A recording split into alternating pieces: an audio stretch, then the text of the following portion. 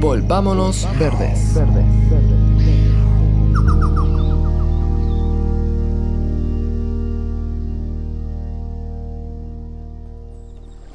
La lucha contra la degradación ambiental no es ni ha sido nunca solamente una lucha contra el deterioro ambiental. También es una lucha contra la mala distribución de la riqueza y el poder, que arruina todos los aspectos de la vida en el planeta Tierra. George Monbiot. ¿Para qué comunicar ciencia? La gran comunicadora de la ciencia en Chile, Nélida Pol, nos explicó de manera muy esclarecedora y con interesantes anécdotas sobre esto. Nélida es doctora en Ecología y Biología Evolutiva de la Universidad de California en Irvine y magíster en Comunicación de la Ciencia de la Universidad Imperial de Londres. Es también directora de Comunicaciones del Instituto de Ecología y Biodiversidad y cofundadora del Diploma de Postítulo en Comunicación de la Ciencia de la Universidad de Chile, que fue el primer programa de formación de posgrado en comunicación científica en nuestro país. Nélida ha escrito artículos, ha publicado libros, ha dado charlas y entrevistas, ha hecho de todo con el fin de servir de puente entre la investigación científica y los distintos públicos no especializados en ciencia. Somos Katy y Seba y este es nuestro lindo podcast Volvámonos Verdes.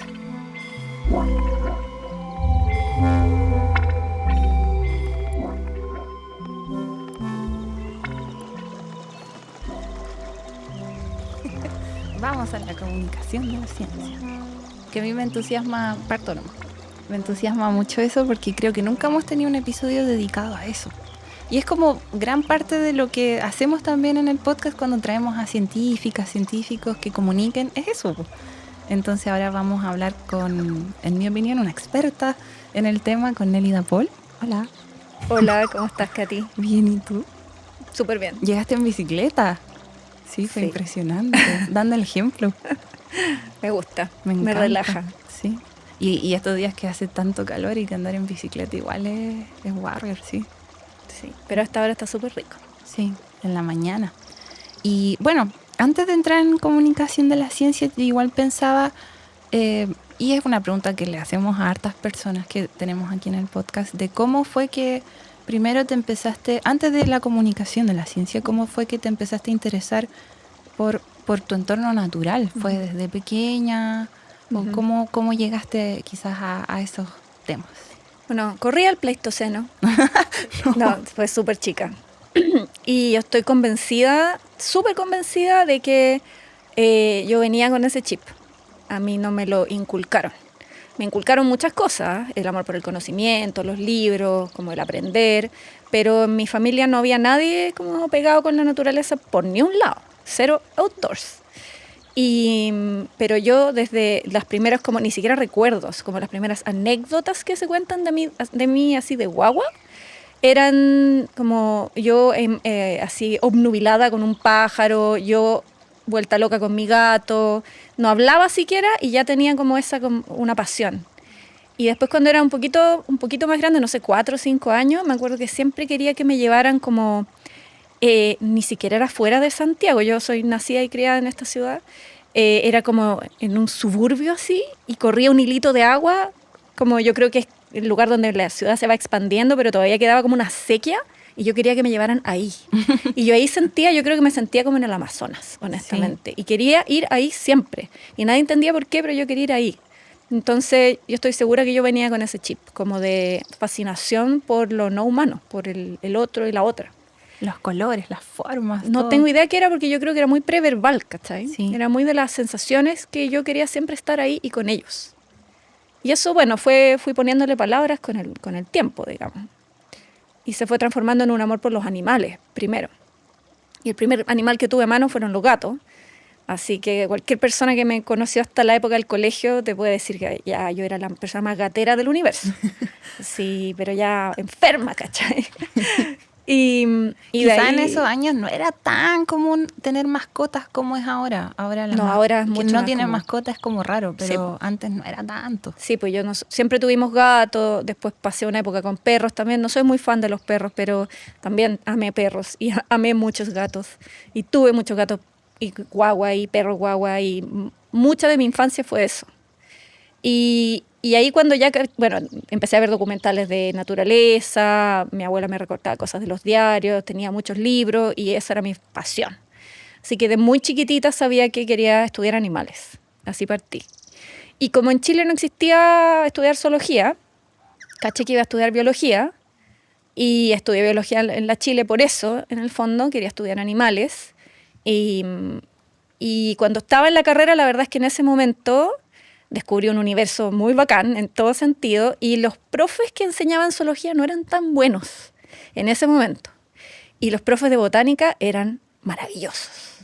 Me tocó estudiar con Carolina Villagrán, con Juan Armesto, con Mary Callin, cuando eran como un dream team de la botánica y con una visión muy evolutiva. Los ayudantes que teníamos en botánica, que ahora son todos así botánicos súper bacanes, me volaron la cabeza. Entonces ahí descubrí las plantas.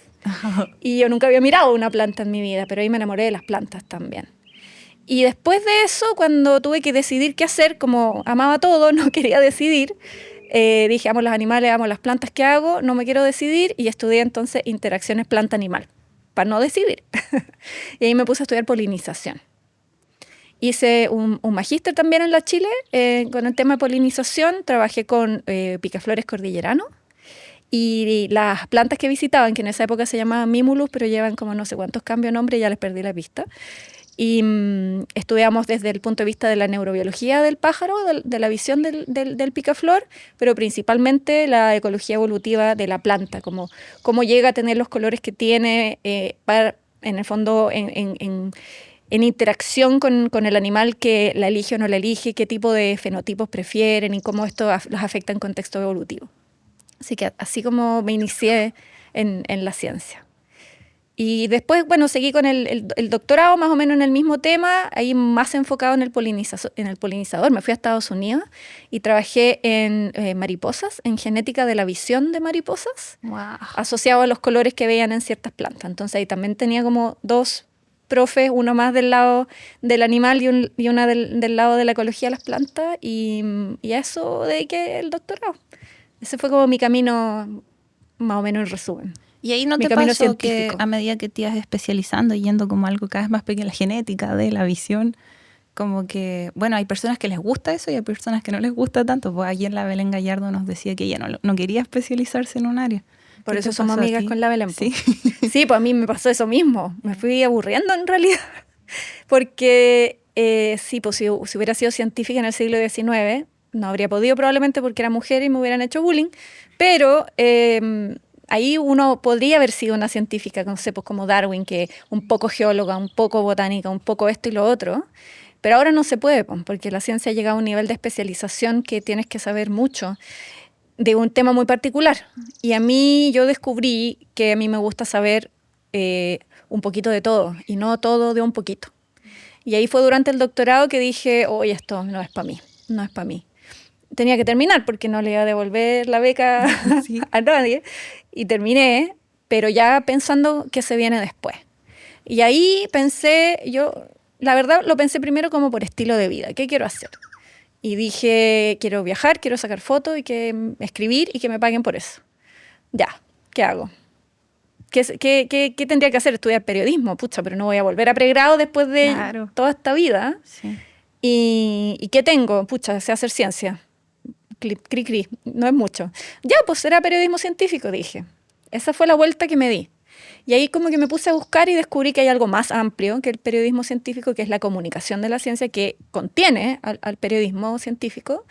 Y dije, ya, pues eso haré.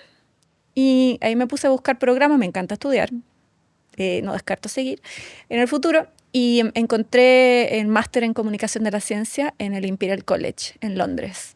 Porque en Chile no había de eso. Pues, No, ¿cierto? todavía no hay máster. Y ya el pueblo lo pide. Hace como 2 o 3 años que se está pidiendo. Hemos llegado a ese punto, pero esta es otra historia. Pero depende mucho de las instituciones y de que tengan la visión suficiente. Y ahí estamos al debe. Y me fui a hacer ese máster a Londres y fue lo máximo. Todo lo que aprendí fue un año, el año entero, 12 meses súper intensivo. Y todo lo que aprendí ahí lo uso todos los días. Así que profesionalmente hablando, la mejor decisión que pude haber tomado. Ahí descubrí una pasión total. Ahí sí que me hallé.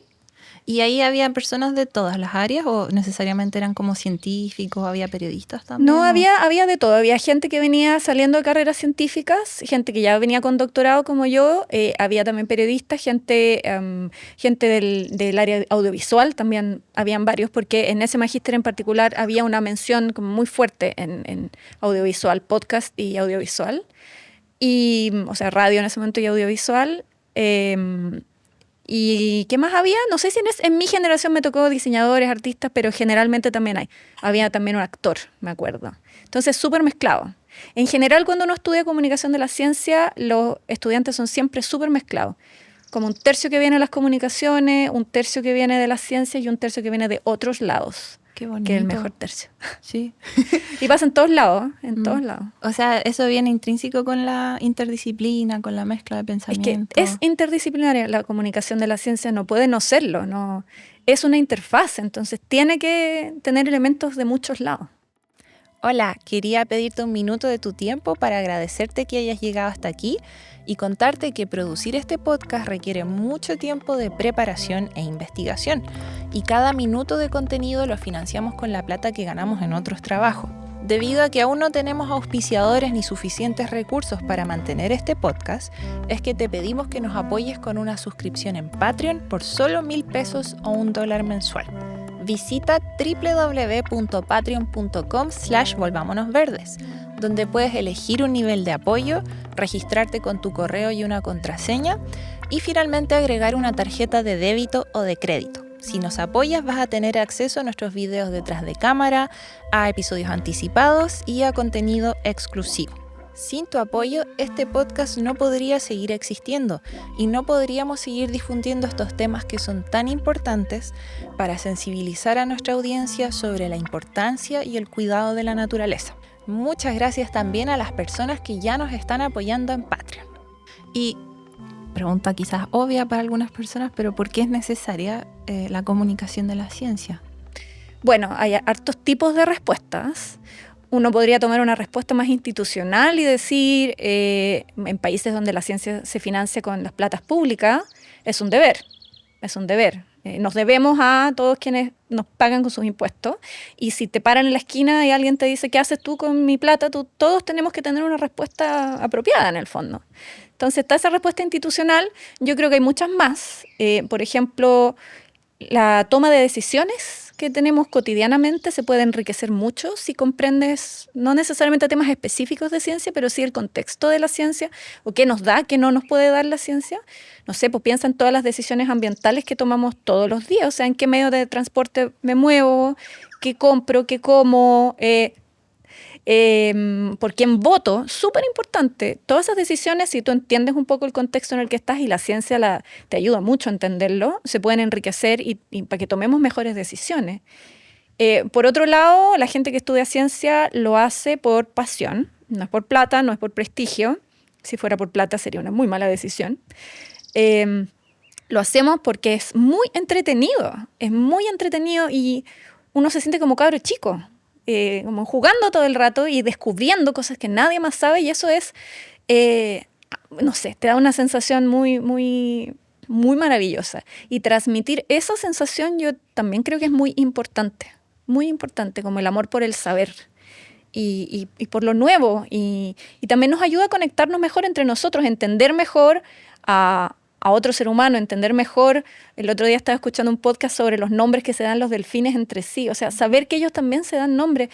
¿Cómo nos puede ayudar eso a empatizar también? Que es como una gran falencia, la gran falencia yo diría el día de hoy es la empatía. Sí. A mí me pasaba estudiando ecología que nos enseñaban sobre el clima y cómo se conectan muchas cosas por los volcanes y el cambio climático y las corrientes marinas.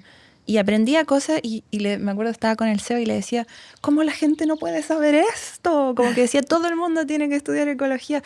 Pensaba que si todas las personas entendiéramos como las interconexiones entre todos, tomaríamos mucho mejores decisiones. Que quizá idealista, a lo mejor a veces hay mucha información y aún así se siguen tomando malas decisiones. Pucha, es que las decisiones no vienen solo de la razón. Y de hecho, poco de lo que decidimos, aunque uno sea científica, poco de lo que decidimos lo decidimos con lo que yo digo, la corteza prefrontal. La mayoría lo decidimos con otros atajos de la conducta que somos animales, nos han permitido que no nos coman los leones, ¿no es cierto? Y muchas veces tomamos una decisión de guata, emocional casi 100%, y después le pegamos una disfrazada así, ¿no? Si yo decidí esto porque lo pensé. No, las pinzas. Pero el saber también, eso también, por ejemplo, lo ha descubierto las ciencias sociales, que tomamos decisiones de ciertas maneras que no son lógicas, rara vez son lógicas, y muchas veces incluso nos juegan en contra. Entonces, no es para que vayamos contra nuestra naturaleza animal mamífera, sino para saber que cuando tenemos una sensación inmediata, esto tiene que ser así, hay que pensarlo 2 veces.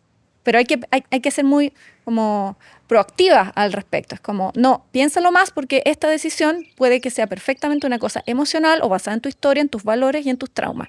Si quieres que sea una mejor decisión, respira, anda a tomarte un vasito de agua, piénsalo, pon todo en la balanza, habla con gente que opina distinto que tú y después toma la decisión. Claro. Pero ¿cuándo hacemos eso? Pocaso.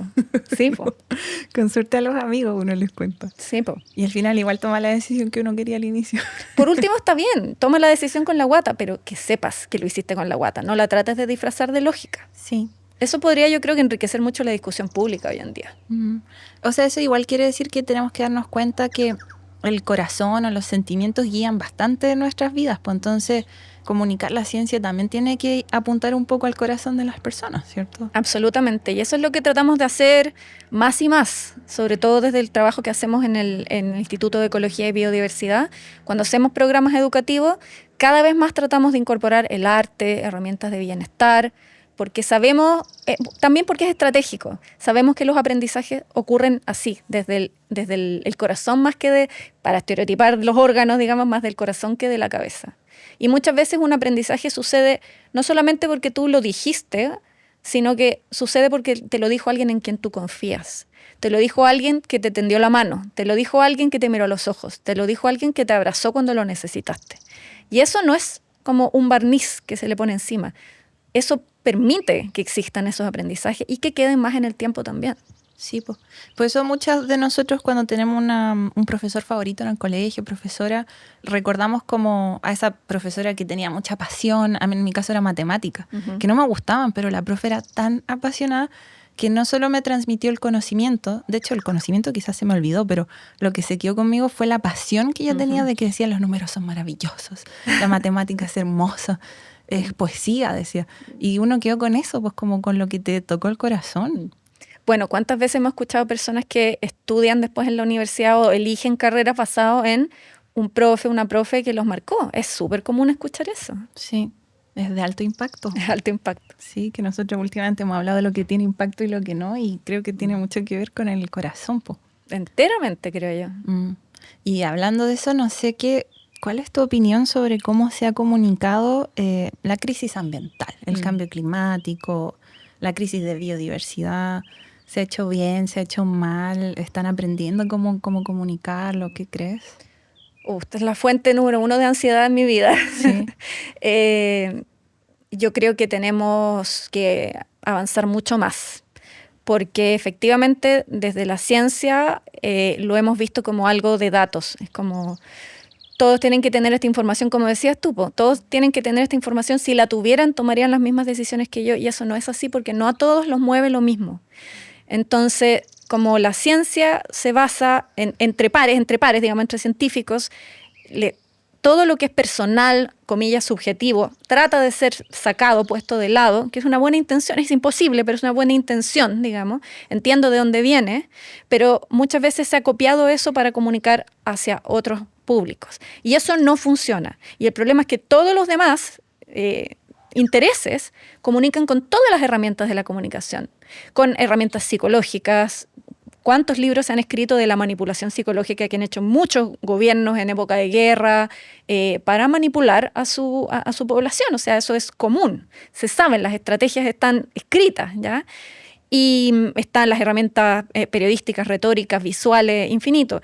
Si nosotros desde la comunicación de las ciencias ambientales nos quedamos con, no, a nosotros nos corresponde solo pasar los datos, todos los demás nos están adelantando y nosotros no estamos causando nada, porque ese dato no calienta. ¿Ya? Puede ser completamente real, pero no mueve a nadie.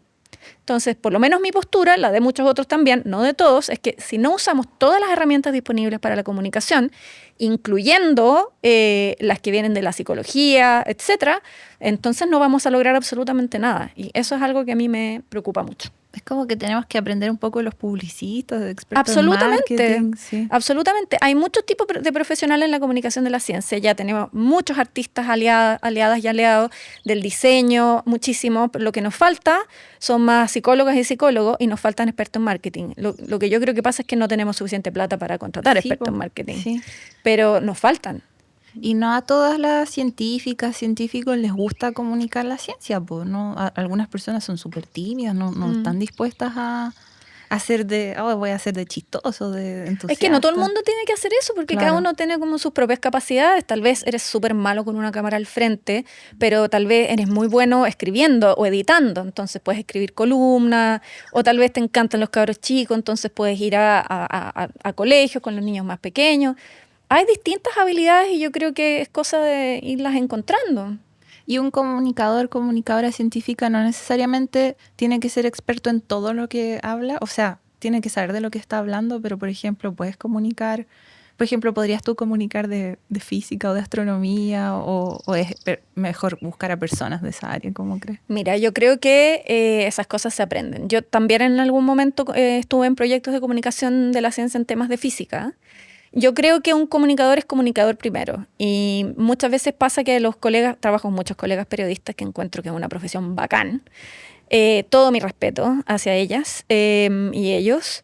Y muchas veces los científicos esperan que un periodista sea como experto en un tema. Es imposible, es imposible. Y menos cómo funcionan los medios tradicionales hoy en día. O sea, tenés que ser experto en todo. Y es imposible, no se puede. Para eso te están entrevistando a ti.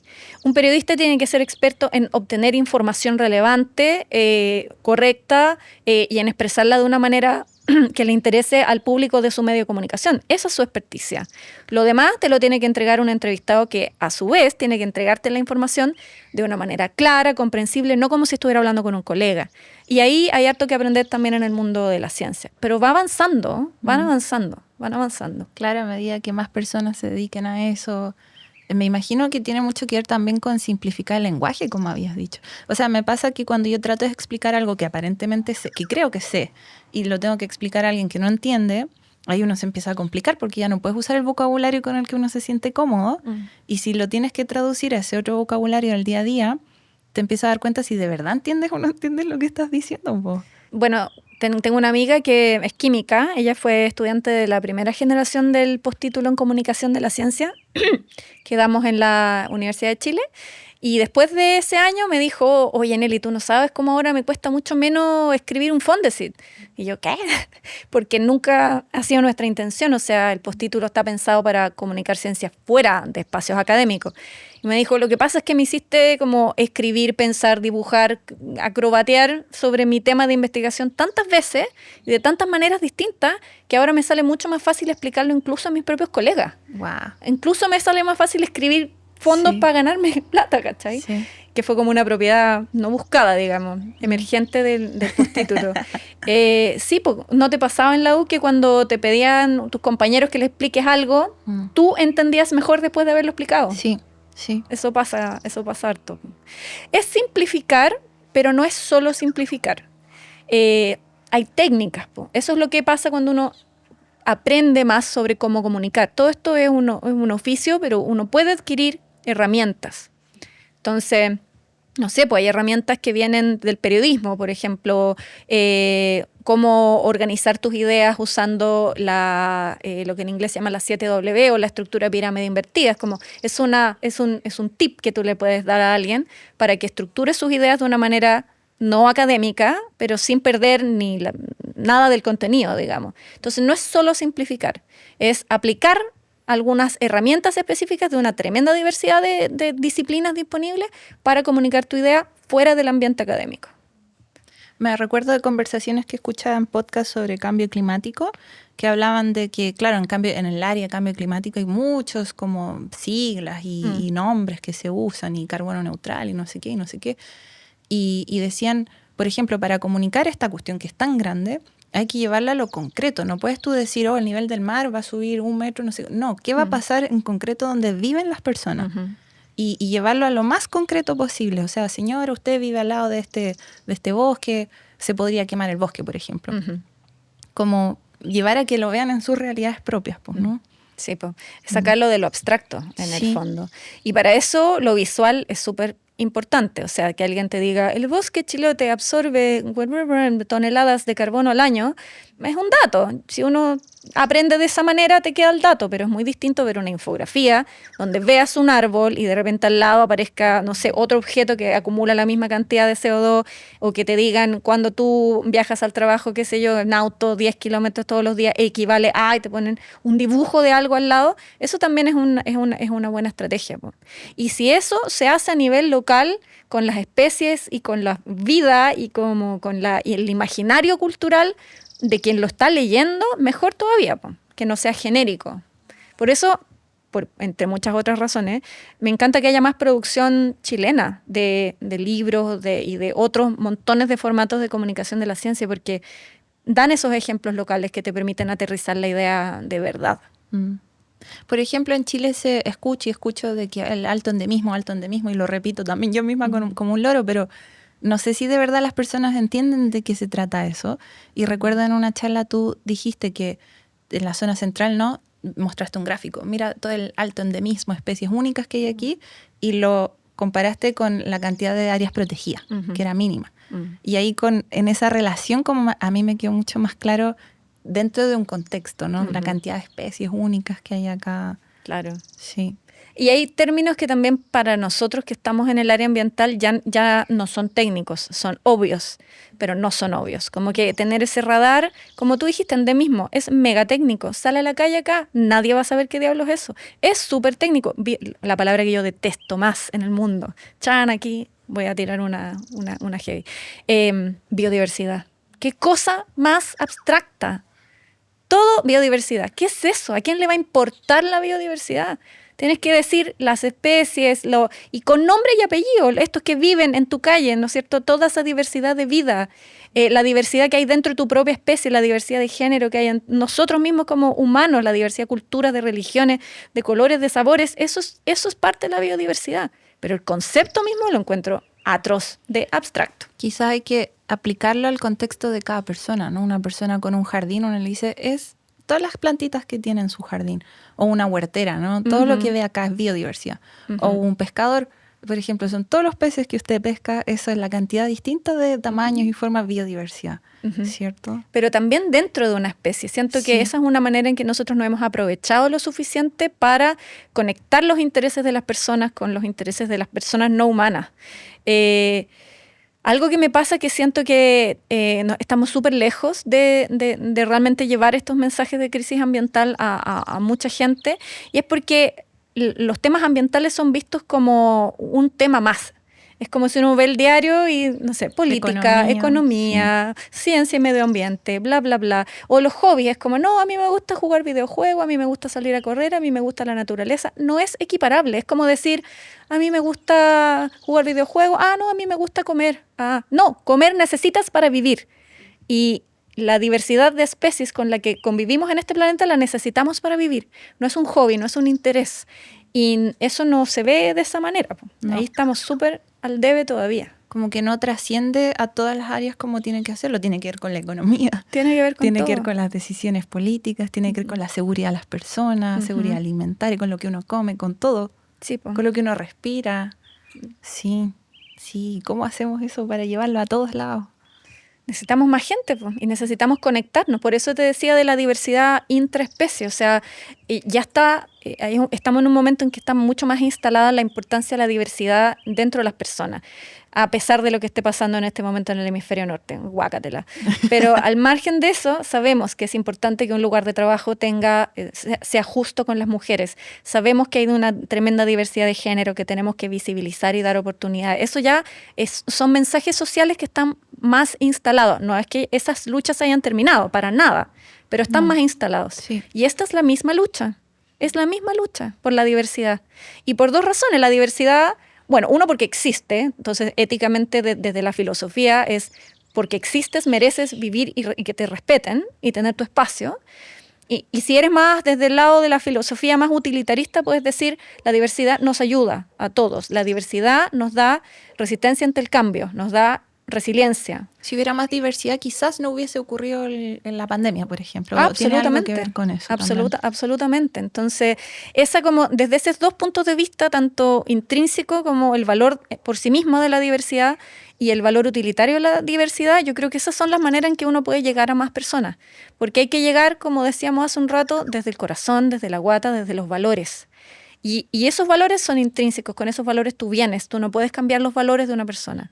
Pero todos los tipos de valores tú puedes mira, no soy filósofa, pero los podrías como subdividir en los valores utilitarios y los valores intrínsecos. Y por ese lado, todas las personas tenemos algún tipo de valor de eso. Y yo creo que allá es donde tenemos que saber llevar estas conversaciones. ¿Y cómo uno entendería, por ejemplo, yo no entiendo mucho la diferencia entre utilitario e intrínseco? ¿Valores? Intrínseco es como vales porque existes. Me da lo mismo que seas inútil. Como, no sé, alguna vez alguien me dijo, pero ¿por qué habría que preocuparse de que desaparezca una especie que no nos sirve? ¿Qué importa? Ojalá desaparecieran las moscas, ¿ya? Y le preguntaste a la mosca por qué la mosca no tiene opinión, por qué todo el valor en el mundo tiene que ser un valor para un humano. ¿Por qué nosotros somos la vara del valor? ¿Cachai? Entonces, el valor intrínseco es eso. Existe, vale. Está vivo, vale. Vale, y merece respeto. Y esa es una manera de ver el mundo con la que uno nace o no nace. Y no es ni bueno ni malo, digamos. Y hay otros que ven el valor de las cosas de acuerdo a como escalas, ¿no es cierto? Como cuánto nos sirve, o ni siquiera solamente eso súper narcisista, cuánto le sirve a un humano, cuánto sirve en el mundo en total, no sé. Si uno piensa en qué especies son más clave en un ecosistema, hay muchos ecólogos y ecólogas que estudian eso, es como, ok, no hay recursos para conservarlo todo, estamos en un momento de crisis total, entonces hay que priorizar. ¿Cómo priorizo? Ok, pensemos en especies clave. Eso es darle un valor utilitario a una especie. No estoy yo valorando esto negativamente, estoy diciendo es una manera de ver el mundo. Ok, entonces si esta especie es clave porque tiene muchos roles en el ecosistema, entonces esta es la especie que vamos a conservar y como un efecto cascada se conserva lo demás, pero esa es más importante. O hace, no sé, 10, 15 años se hablaba de especies como carismáticas, como, ok, para convencer a la gente de que hay que salvar este ecosistema, hay que salvar al más bonito. Ok, entonces el bosque nativo, no sé, monito al monte, listo. Olvidémonos de la babosa. Nadie va a querer salvar una babosa, pero al cuidar el ecosistema del monito al monte, aprovechamos de cuidar a los demás. Eso es dar un valor más utilitario. Y bueno, todos los valores utilitarios que tienen que ver con cuánto aporta al ser humano. Tú naces con un tipo de valor u otro, nadie tiene que tratar de cambiarte tus valores, pero podemos apelar a esos tipos de valores, reconocerlos en las personas y apelar a lo que a esa persona le importa. Sí, por eso se ha intentado convencer a tantas personas que están interesadas en lo económico, del valor económico de la naturaleza, que es una forma también y puede ser muy útil para convencer a ciertas personas. A ciertas ¿no? personas, sí. Pero a mí lo que me pasa es que cuando pienso en valor económico en la naturaleza, digo, bueno, es invaluable al final, no se puede calcular. Ahí tuve un cambio yo. Yo creo que alrededor del estallido yo cambié en ese sentido. Antes yo decía, yo no tengo esos valores, pero hay gente que sí, entonces, ok, hablemos con ese vocabulario, que el servicio ecosistémico para allá, que el valor de los murciélagos, que el no sé quién, que el peso acá y el peso allá. Yo decía, si necesitan eso, démosles eso.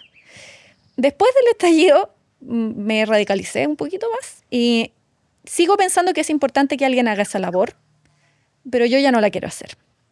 Yo ya no quiero pensar en el corto o dedicar mis esfuerzos como al corto plazo, claro, sino que tengo más interés personalmente en dedicarme como hacia el largo plazo. Y hacia el largo plazo pienso en este como cambio bien civilizatorio, como de volver a los valores intrínsecos, de considerarnos de nuevo parte de un todo y como en trabajar hacia donde me gustaría que el mundo estuviera en 100 años más, no necesariamente en 5. Aplaudo a la gente que trabaja para que en 5 años más la empresa tal proteja 20 hectáreas más, y creo que es necesario hoy, y si no hacemos eso, igual se nos va a ir todas las pailas. Alguien tiene que trabajar en el corto plazo, pero mi corazoncito se fue hacia el largo plazo. ¿Y por qué crees que pasó eso? Por la pandemia, dices. No, me pasó con el estallido social que me di cuenta que hay muchas cosas que muchas cosas se hacen como muy por la buena desde la ciencia, como, oye, hola, ¿me escucháis? Hola, ¿me escucháis? Hola, vengo con un dato. Hola, estamos mal. Hola, estamos peor. hola, estamos súper mal, amigo. Estamos ahogándonos. Estamos ahogándonos. Y yo creo que ya se nos acabó el tiempo para la buena onda. Sí. Se nos acabó. Y siento que hay que ser mucho más fuerte y radical. Y siento que las ciencias ambientales, las y los científicos son quienes mejor conocen el calibre de la catástrofe.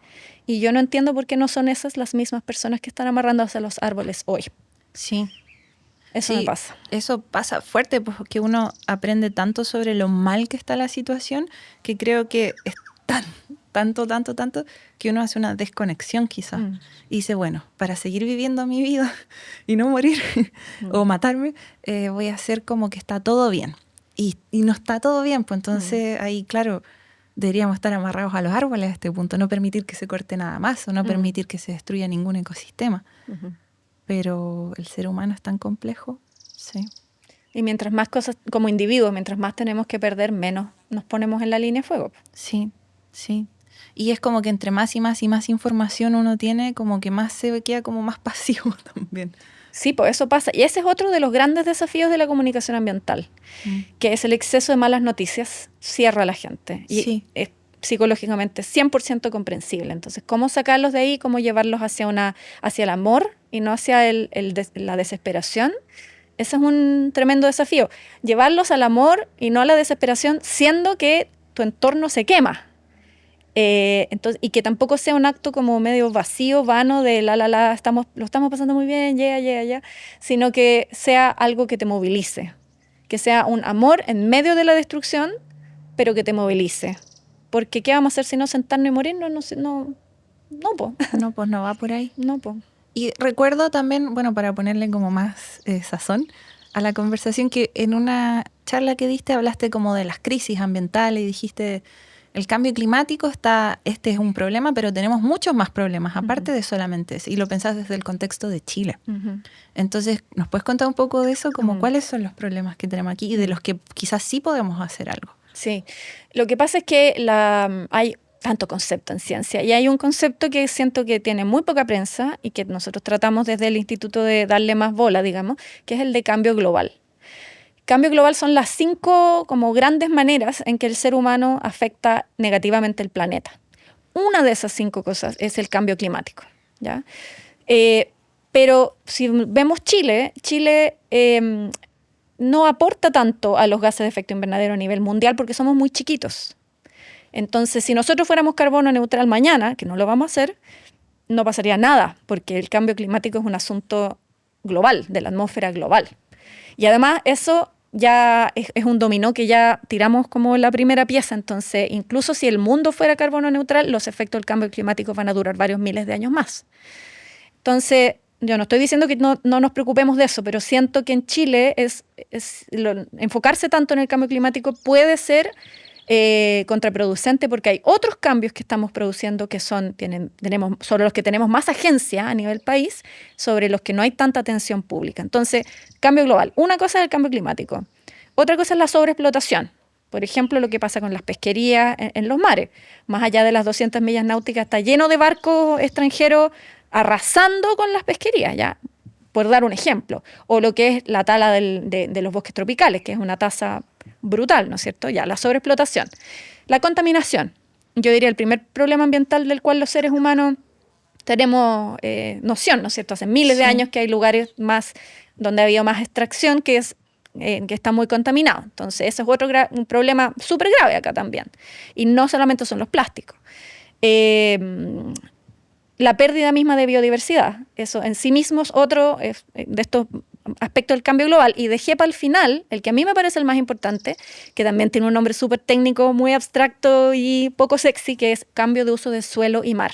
Sí, que uno lo escucha y dice, What? Cambiaron el suelo. No calienta a nadie ese término. Sí, déjame tomar café para aumentar la expectación. Sí, pero me acuerdo de haber conversado con el Seba, cambio de uso de suelo. ¿Qué es eso? Qué término más latero. Pero en el fondo es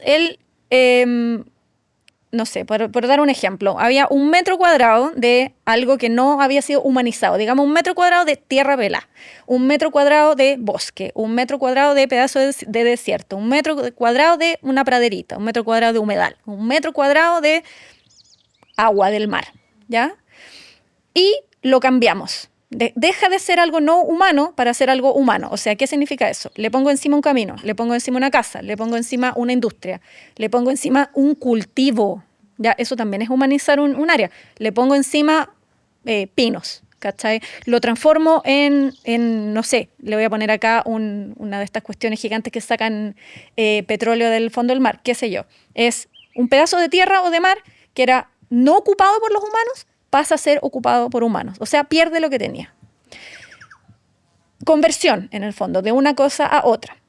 La urbanización, por ejemplo, es un caso claro de cambio de uso de suelo. ¿Ya? No, esto es puro bosque, ya, pero pongamos parcelas de agrado, cambio de uso de suelo. Esto no tiene nada, es tierra pelada, pongamos palto. Hace pocos años la Sociedad Nacional de Agricultura quería hacer eso con los cerros circundantes de las zonas centrales, como acá no hay nada, esto es un cerro pelado, pongámosle vida, pongámosle una palta encima, ¿ya? Y eso yo diría que es el principal problema ambiental, o uno de los principales problemas ambientales de Chile hoy. Y si estamos todos preocupados del cambio climático y el carbono acá y la captura acá, nadie está viendo que todavía estamos perdiendo, los seres vivos siguen perdiendo, porque un metro cuadrado de tierra pelada no es un metro cuadrado de tierra pelada. Ahí hay microorganismos, ahí hay funga, ahí hay animales, probablemente también hay plantas, aunque no se vean, que cumplen una función y que tienen derecho a existir. Y si le pones una palta encima, los perdiste y no los ganaste. Entonces no es una ganancia, es una pérdida. Eso no se ve y eso pasa piola. Y sobre eso tenemos mucho más agencia como país que sobre lo que va a pasar con la corriente del noratlántico cuando pare por culpa del cambio climático. Justo. ¿En qué países las personas o los poderes económicos luchan contra el cambio climático o dicen que luchan contra el cambio climático? ¿En qué países? En los grandes. No. ¿No? No. En los más pequeños. Tampoco. En las islas. Tampoco. No sé. En los países que no tienen petróleo. Sí. Si tú no tienes petróleo, puedes hablar todo lo que quieras de cambio climático. Es un excelente bandido excusa. Si tienes petróleo, no, pues ahí te ponía a defender y qué sé yo, y el petróleo no es el malo y qué sé yo. Pero si no tienes petróleo, es como, miren, qué terrible el petróleo, lo que hacen ellos. Vamos poniendo paltita. Claro. Entonces, sí. O pinos, o eucalipto, o qué sé yo.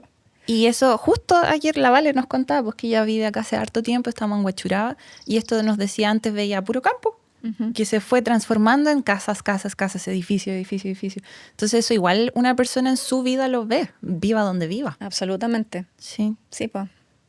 Totalmente. Y eso igual tiene que ver al final con cambio climático, ¿no? Porque si un bosque lo transformaste en un monocultivo de pino, por ejemplo, eso igual va a contribuir a mayores emisiones finalmente, o no va a absorber tantas como absorbía. Absolutamente, es que todos están relacionados entre sí. Sí. Entonces, esto es lo que le llaman los feedback loops o como cadenas de retroalimentación, son muy complejas, como todo en el planeta. Y si hay unos que dicen, no, tenemos que entender toda la cadena de retroalimentación antes de hacer algo, están puro tratando de ponerle el freno a los cambios. ¿Ya? Cada vez que uno dice, necesitamos más información para poder actuar, ojo ahí te están vendiendo la pomada. Sí. Bueno, y en Chile una fuerte bandera de lucha podría ser, me imagino entre muchas, podría ser la protección de los ecosistemas que nos van quedando, ¿no? Como los de la zona central, que están súper amenazados también por el cambio climático, entre otras cosas. Absolutamente. Y de eso se sabe muy poco, ¿cierto? Toda la biodiversidad que hay aquí en la zona de Santiago, Valparaíso, toda la zona central, pues. Yo me enteré, yo creo que debo haber tenido más de 25 años cuando me enteré que existía el cordón de Cantillana. Yo soy santiaguina. Es un área natural gigantesca de mi región, que es la más chica de Chile, y yo no tenía idea. Y yo soy bióloga, o sea, ¿qué queda para el resto? Ese gráfico que mostré alguna vez de dónde está la mayor riqueza biológica de Chile comparado con dónde están las áreas protegidas, que muestra, como tú te acuerdas, de que el Chile central es donde está la mayor riqueza biológica de Chile, pero la menor cantidad de áreas protegidas. Ese gráfico lo vi en botánica, lo mostró la Mary Callin y me explotó el cerebro. Sí. Y como que jamás lo pude olvidar. Sí. Es muy brutal. Es como que está al revés. Como está totalmente al revés. Y las áreas protegidas hay muchas en el norte y muchas en el sur. ¿Y por qué están ahí? Porque ahí no estamos tantas personas, ¿no? Exacto. Porque todos queremos estar en Chile central, po. Sí. No solamente los humanos, las paltas, los tomates, nuestras ciudades. El clima es fantástico, es la cuna de las civilizaciones, el Mediterráneo en Europa, porque es bacán este clima, o lo era. Y también la turca quiere estar acá y el quillay, y porque es muy buen clima. ¿Y dónde están las áreas protegidas? Donde la tierra es más barata porque nadie quiere vivir ahí y no puedes tener tus cultivos. Claro. Pero me imagino que igual hay gente que podría escuchar esto y decir, pero ¿a dónde? Si yo miro de mi ventana y veo puros cerros pelados, como habías dicho antes, Claro. como que no vemos esa diversidad que hay acá. Ujú. O está media oculta, no está quizás donde uno vive. Sí. Me pasa también que cuando hice el doctorado en Estados Unidos, me recorrí muchísimos parques nacionales y parques estatales y parques comunales, estaba lleno. Y era de muy fácil acceso, ¿ya? Estaban bien marcados en los mapas, habían mapas de partida, en todas las áreas protegidas habían zonas como para personas con necesidades especiales de movimiento, o sea, y también para quien quería perderse 3 semanas sin que alguien te viera, o sea, era muy accesible. Y acá no es accesible, no es accesible, no... Tenéis que saber, alguien te tiene que llevar una primera vez. Hay muchos senderos que no están marcados. La gente tiene un montón de prejuicios súper bien fundados, que pucha, voy a ir, me voy a caer, me voy a perder, me va a comer un puma, porque no sabe. Nosotros tal vez nos parece, ay, pero ¿cómo? Pero no saben, nadie les ha enseñado nunca.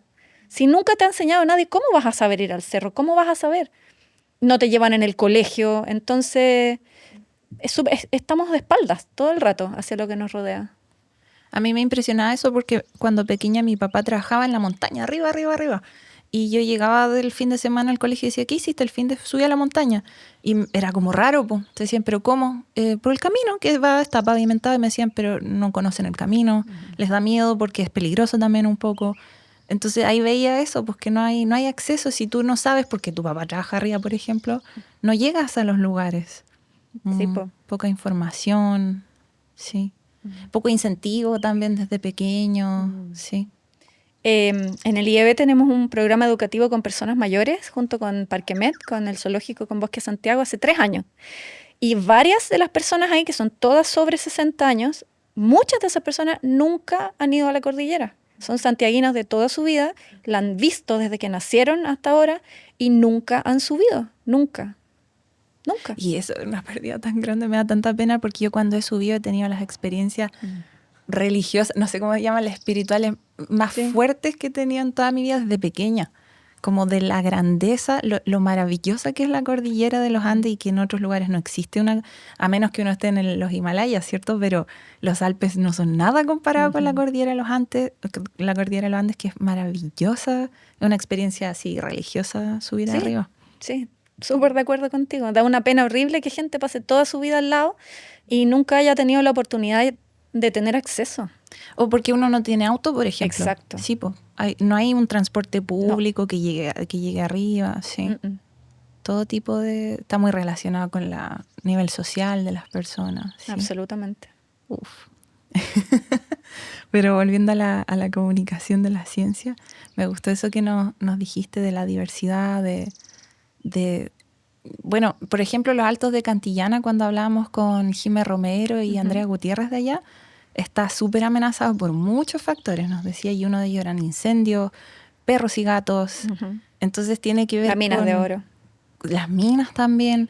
Tiene que ver con todos aspectos de formas de vida de las personas, cómo viven con sus mascotas, la economía. Sí, tiene que ver con todo. Bueno, y hablando de que todo tiene que ver con todo, me acuerdo... Hace unos años, el 2018, salió un informe mundial de la percepción de la gente sobre la ciencia, la tecnología y la medicina. Se llama Wellcome Global Monitor. Se han hecho muy buenos estudios también acá en Chile, 3 encuestas de percepción social de la ciencia y la tecnología. Si quieren podemos hablar un poquito de eso, pero esa que es mundial, son cientos de miles de personas entrevistadas en más de 130 países, está incluido Chile. Es súper fácil navegar los resultados y uno puede así filtrar por país. Es bacán la interfaz de la página, pero habían algunos resultados que a mí también me cambiaron mucho la perspectiva. Yo creo que eso también me ayuda a radicalizarme. Uno a nivel global, que los países donde la gente confía más en la ciencia no son aquellos países donde hay más ciencia en la tele, en la radio, en los diarios. Son aquellos países donde el nivel de desigualdad socioeconómica es menor.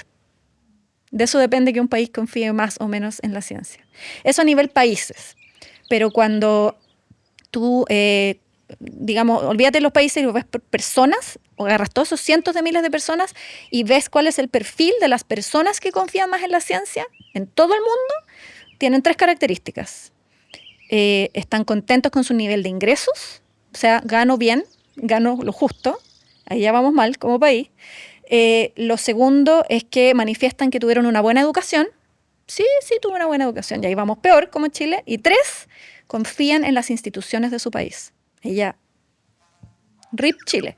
¿Qué significa eso? Que confían en el Estado, en los 3 poderes del Estado, confían en las Fuerzas Armadas, ¿cachai? Y uno diría, ¿y qué tiene que ver que yo me quiera vacunar con que confío o no en Carabineros de Chile?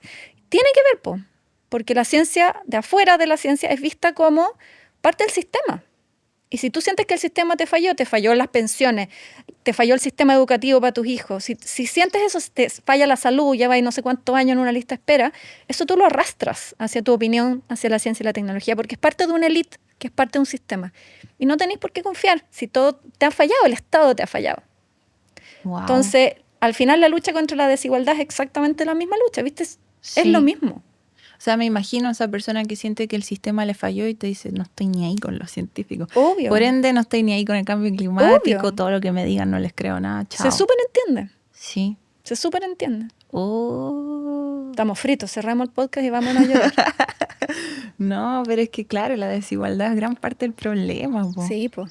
Y por otro lado, cuando yo pienso en grandes empresas que destruyen ecosistemas, digo, esto igual tiene que ver con que quieren acaparar todo y esto tiene que ver con que se quieren enriquecer a costa de todo, pagando malos sueldos también a los trabajadores, destruyendo ecosistemas. O sea, esta noción de que unos pocos tienen mucho y muchos tienen muy poco. Pero al mismo tiempo, Chile, ¿cuál es el bolsillo de Chile? El cobre. ¿Y de qué vivimos? Si no es el cobre, como que no hemos reinventado otras maneras para vivir. Y por eso a veces siento que me gustaría aprender más de economía. Siento que sin herramientas de economía, como esta conversación es un poco vacía también. Sí. O tal vez la discusión tiene que ver con demografía, con decir, tal vez sí podemos tener este tipo de economía cuando somos 3.000 millones de personas en el mundo y no 8.000. Esa es otra conversa velúa. Eso me lleva igual a la economía porque he discutido también con el Seba de seremos muchas personas, cómo disminuimos los números. Y es un tema económico, porque a medida que las personas no tienen hijos, después tienes muchos viejitos, pocos jóvenes y ahí hay un desmadre económico que yo tampoco entiendo mucho. Y digo, chuta, tengo que saber de economía para proponer estas soluciones. Y que es posible que parte de este como coletazo de extrema derecha que está sufriendo el mundo en este momento puede que en parte también tenga que ver con eso, con que hay muchos países que están urgidos porque están haciendo muy poca gente, y no solamente Europa, Japón, Corea del Sur. Creo que el otro día escuchaba en un podcast que Corea del Sur tiene una tasa creo que se llama tasa reproductiva, creo que es 0,6%, o sea, cada mujer está teniendo menos de un hijo en promedio en el sur de Corea. Están desesperados. Entonces no es tan raro que, creo que era Putin que decía que iba a premiar mujeres que tuvieran más de 8 hijos y uno dice, ¡ay, qué espanto! O sea, el feminismo se va a pegar un buen retroceso si no encontramos una manera de acercarnos a este problema de que se dé vuelta la pirámide poblacional y quede demasiado cargada a la vejez, ¿cachai? Hay que encontrarle una manera que no sea mujeres vuelvan a la casa a parir, que es un poco para donde está tratando de llevar este coletazo de ultraderecha ahora. Es totalmente parte de la crisis ambiental. Y hablando de eso, hay un libro súper bueno que se llama Tipping Point for Planet Earth, el punto de quiebre para el planeta Tierra, y ahí hablaban de las pandemias también. Es bien interesante, esto es pre-pandemia, lo escribieron varios años antes de la pandemia del coronavirus, pero hablaban de cuáles eran las maneras para reducir la población de una especie. De la especie humana en este caso. Y se mencionaban 3 maneras. Una era no hacer nada. Y si no hacemos nada, cualquier bicho que crece de manera exponencial, bueno, como que la guerra y las hambrunas y cosas terribles bajan el número. A través de sufrimiento. A través de mucho sufrimiento. Sí. Ya, entonces, ¿queremos que pase eso? No. La otra manera es medidas institucionales, como la de los chinos, que por mucho tiempo desincentivaron el nacimiento de un segundo hijo, y estamos en el 2025 y alguien quiere que le digan qué hacer con su cuerpo. No es cierto. De hecho, es un derecho aprendido eso, los derechos reproductivos de las personas, que uno tiene derecho a decir si quiere o no quiere y cuántos quiere. Sí. Entonces, tampoco queremos esa segunda manera. La tercera manera de reducir la población humana es empoderando a las niñas, educando a las niñas.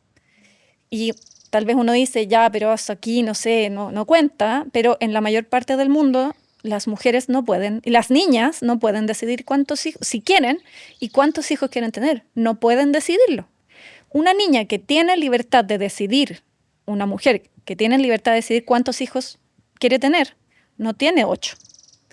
Por cada año de educación que gana una niña, su tasa reproductiva se disminuye en un 10%.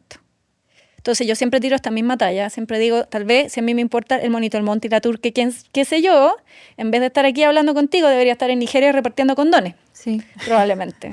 Está Sí, todo una talla. relacionado. Sí. Está todo relacionado. Bueno, y cuando uno se mete en el tema de sobrepoblación humana, saltan otras personas y te dicen, el problema no es ese, el problema Distribución. es la distribución de la riqueza, porque al final podríamos ser todos, vivir como las personas que viven con menos y no habrían tantos problemas ambientales como hay por estas personas que viajan en jets y todo eso. Pero yo creo que es de ambos. Yo creo que son las dos cosas. Sí. Yo creo que son las dos cosas.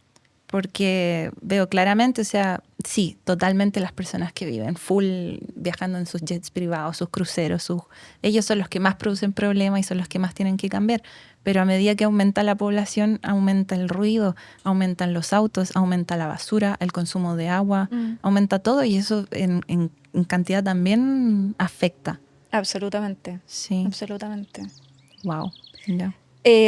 Me acuerdo que desde la economía también existe un movimiento que se llama por el decrecimiento, que básicamente dice es imposible crecer cualquier cosa en un lugar finito, el planeta Tierra es finito, y no vamos a hablar de esa idiotez como ir a sacar cosas a Marte de los psicópatas, ¿no es cierto?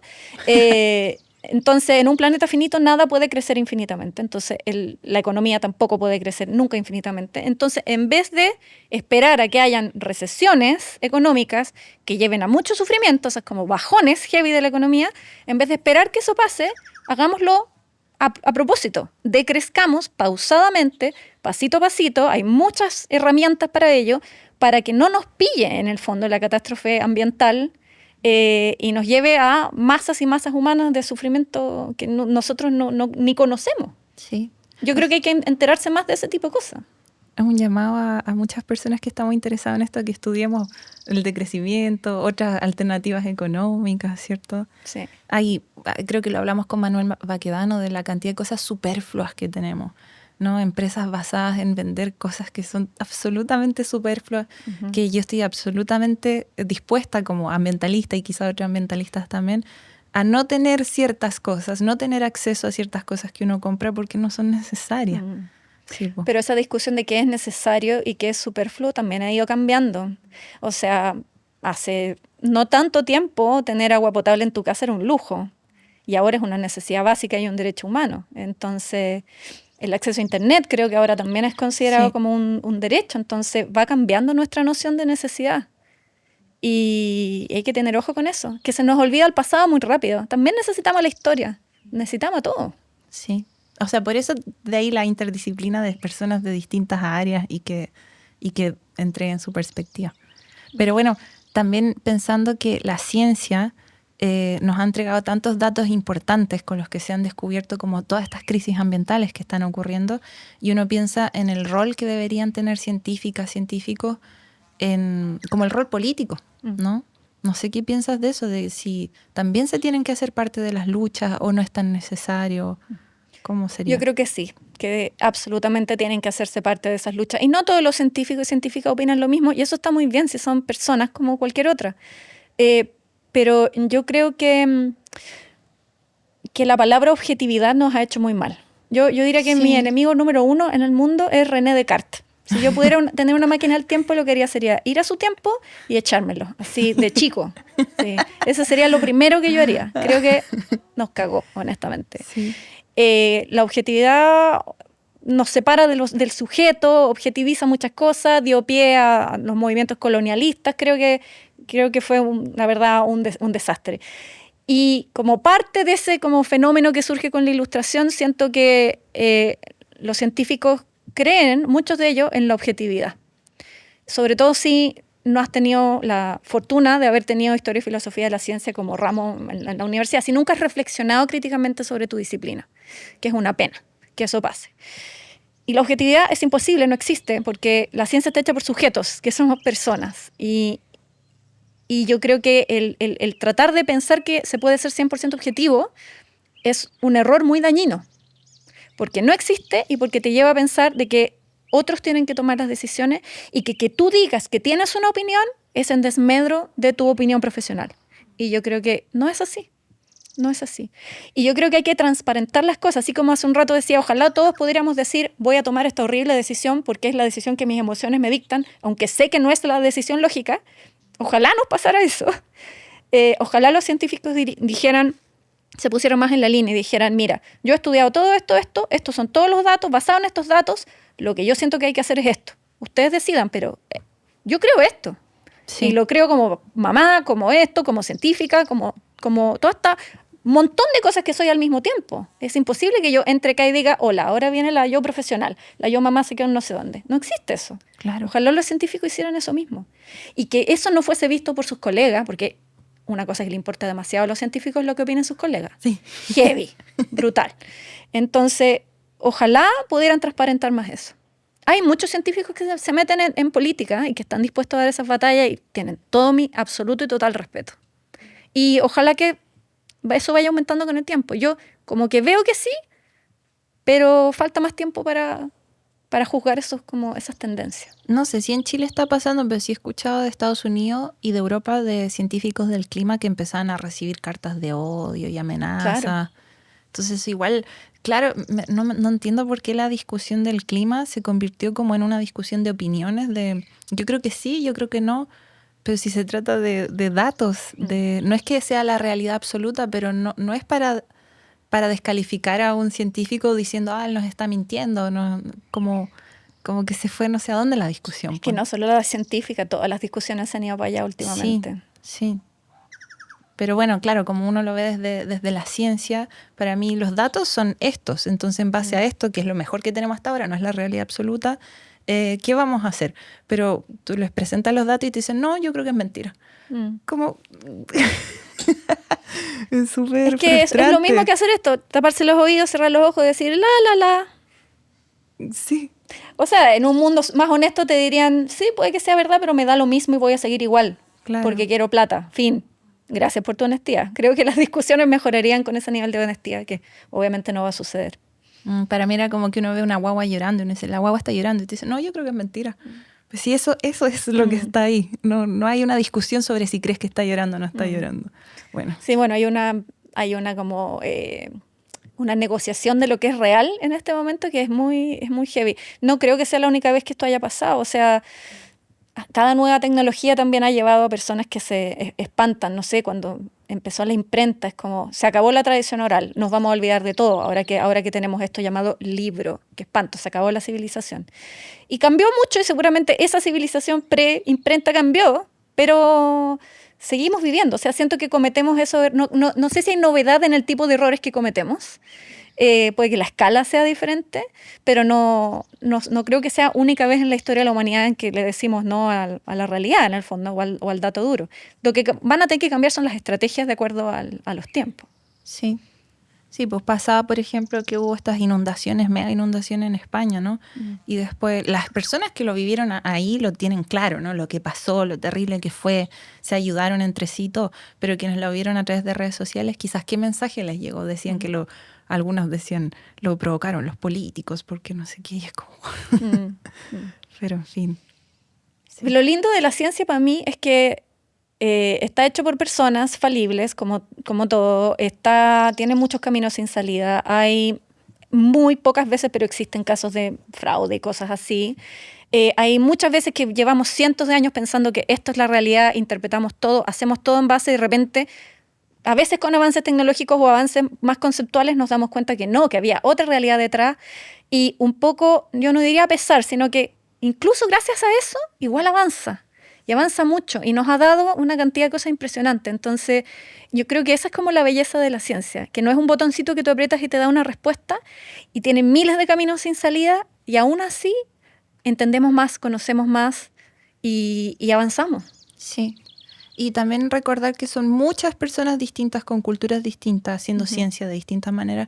en todo el mundo. Entonces a veces me da la impresión de personas que no son científicas que creen que los científicos son como un grupo de personas que se están poniendo de acuerdo entre sí a puertas cerradas.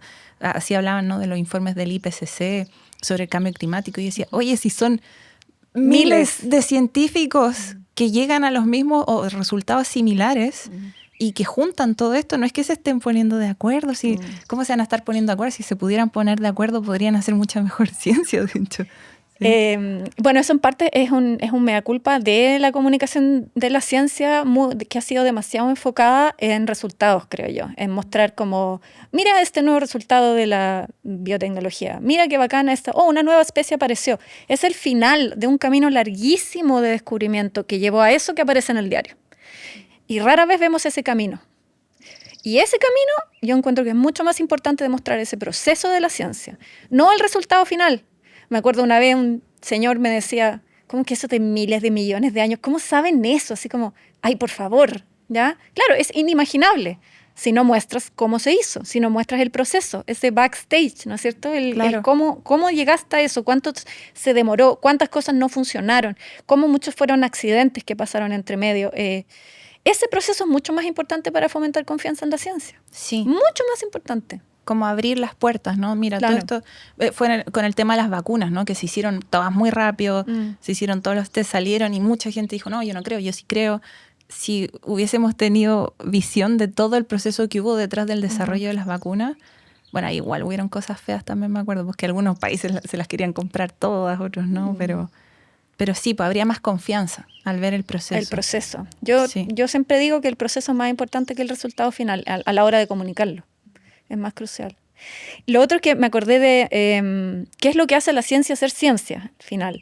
Y hay, bueno, distintos filósofos de la ciencia que hablan de distintas cosas. Como, está lo que se llama el QOS, que es una sigla que significa, es comunitario, universalista.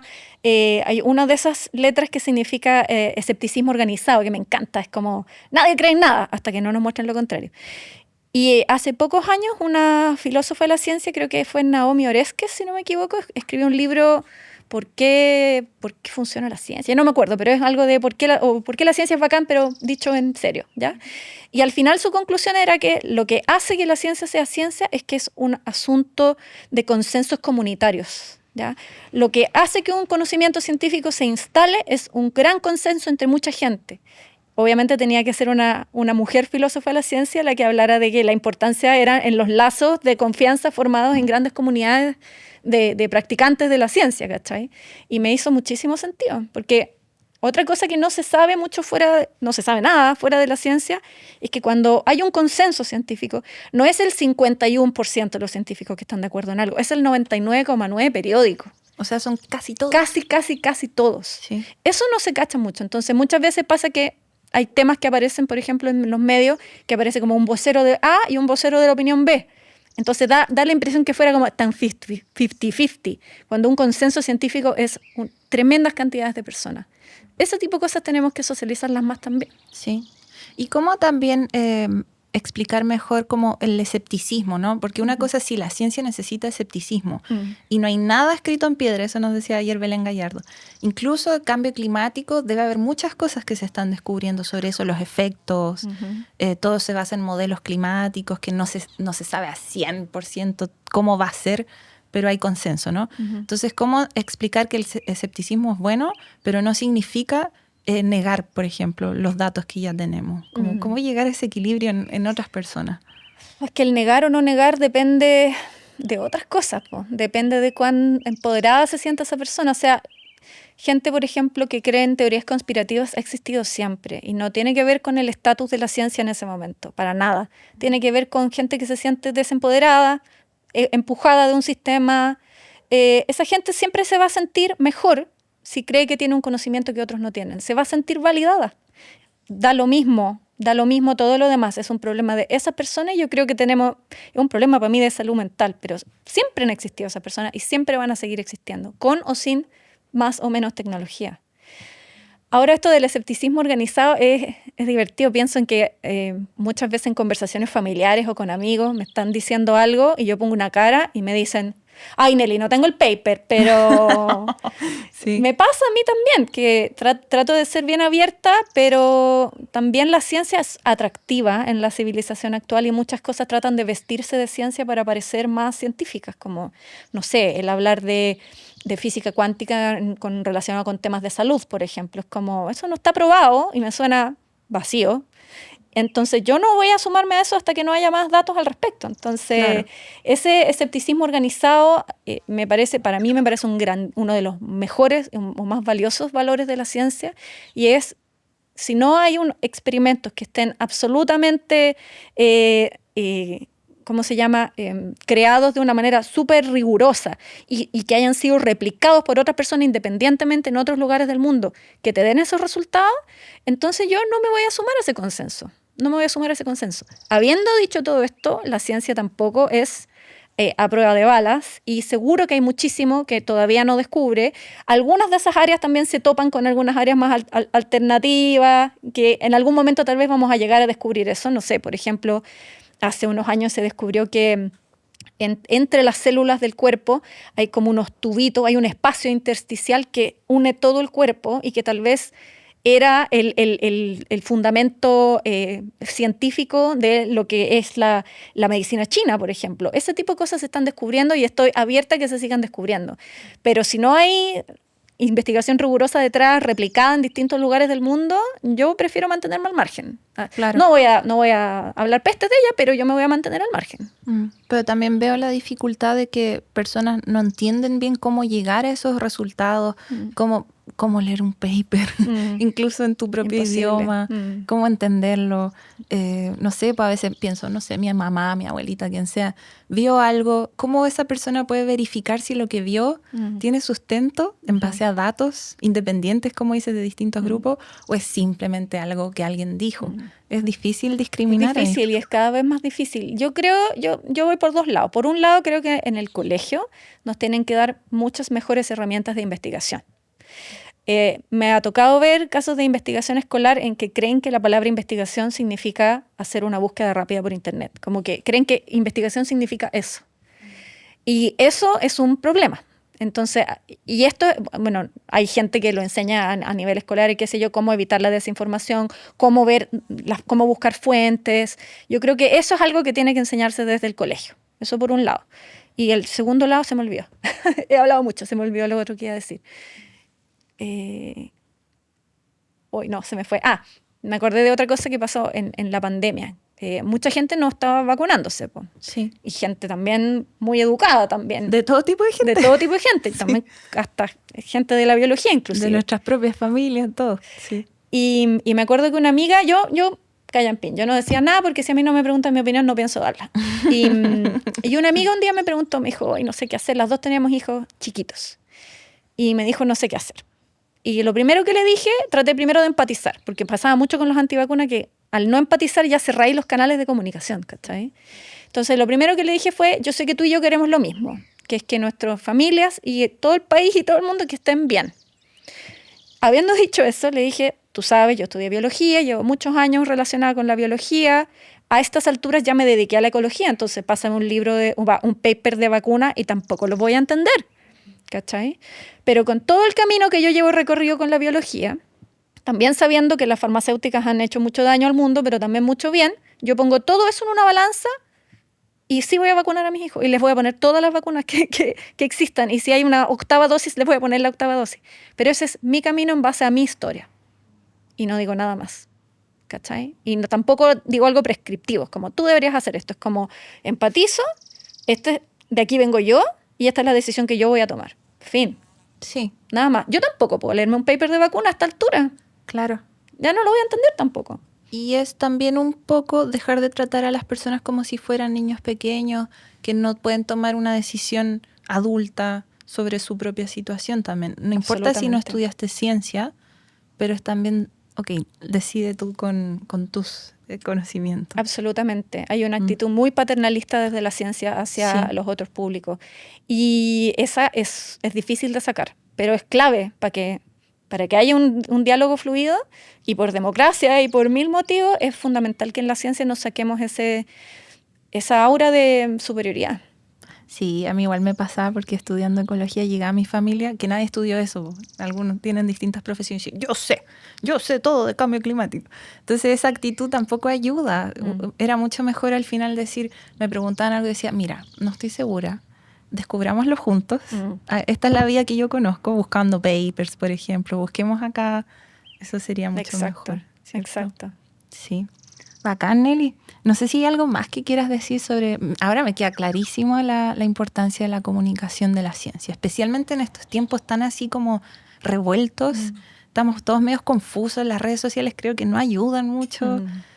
Ayudan, pero veo cosas terribles también. Entonces, qué importante es comunicar de distintas maneras, muy diversamente y comunicar bien, y comunicar lo que está pasando, los procesos que hay detrás de la ciencia, no solo los resultados. Con empatía, el corazón, sí. Lo dijiste todo. Sí, no sé si quiero agregar algo más que, no sé, que tratemos de sacar más a las personas, a la naturaleza y sobre todo a los niños. En Chile casi el 90% de la población es urbana. Es como... No nos parecemos a los países de la región en ese sentido. No, es raro para la cantidad de naturaleza que tenemos. O sea, 90% de población urbana es casi como si fuéramos así, casi el Vaticano, Luxemburgo. O sea, una ciudad, y eso es muy raro. Y la gente en la ciudad no tiene ninguna noción del otro. Bueno, si ni siquiera tenemos noción de la persona que vive en la calle 2 cuadras más allá de la casa. ¿Qué esperanza tiene el fío que llegó del trópico y que está cantando en tu árbol? Como es invisible para todos los sentidos. Entonces, y si ya no eres un adulto que tuvo esa vida, no se la vas a dar, no tienes idea que es importante para tus hijos tampoco. Y yo creo que sacar a la gente a la naturaleza es extremadamente importante. Es súper importante darle más como contenido a la gente que ya le interesa, pero creo que es mucho más crucial tratar de atraer a estos temas a gente que ni siquiera sabe que existen. Y ese es el desafío. Eso es súper peludo. Porque ¿por qué van a escuchar este podcast si hay 1000 otros de temas, de comedia, de temas de nicho que les interesan, sí, o que los relajan plata, más? Sí, de psicología. Es que esto no relaja a nadie, pues estamos para el gato. Entonces, ¿cómo hacemos para sacar a la gente? Como para... Sí, pues este podcast es incómodo. Sí, pues. Y competimos desde la comunicación de la ciencia con los pocos espacios libres, de tiempo libre que tiene la gente. Y en esos ratos, como está la vida de rápida y de horrible, esos ratos uno quiere puro cortar, apagar todo y meterte en otra vida, ver una serie, qué sé yo, algo que te relaje. Y contra eso, en esos mínimos espacios nosotros estamos compitiendo, ¿cachai? Cuando no tenía un público cautivo. Entonces, eso. A veces siento que todo lo que hacemos vale una soberana callampa si no estamos favoreciendo que más gente salga y meta la nariz en la tierra y escuche un pájaro nuevo y se pregunte cosas. No sé si eso pasa cuando están mediados, ¿cachai? Sí, y eso es como un trabajo que nos toca a todas y todos nosotros, todos en terreno, en nuestras vidas diarias, ¿no? De quizás con mis vecinos, con mi familia, con mi abuelita, de sacarlos, llevarlos, mostrarles, más que aquí sentadas conversando, ¿no? Sí, o sea, las dos cosas. Sí. Y también siento que necesitamos más gente con esta formación en ciencias ambientales que ya no esté haciendo ciencias ambientales, o sea, que más gente migre para otros lados.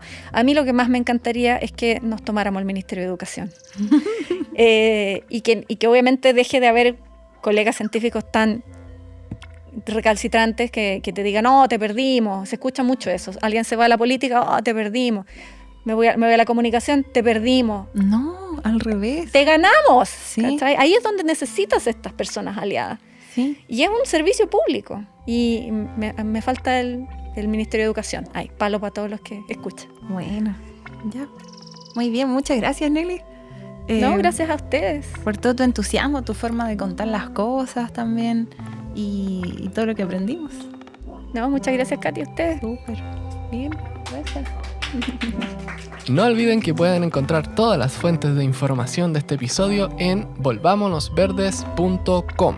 Muchas gracias a todos nuestros auditores y que tengan una buena semana. ¡Chao!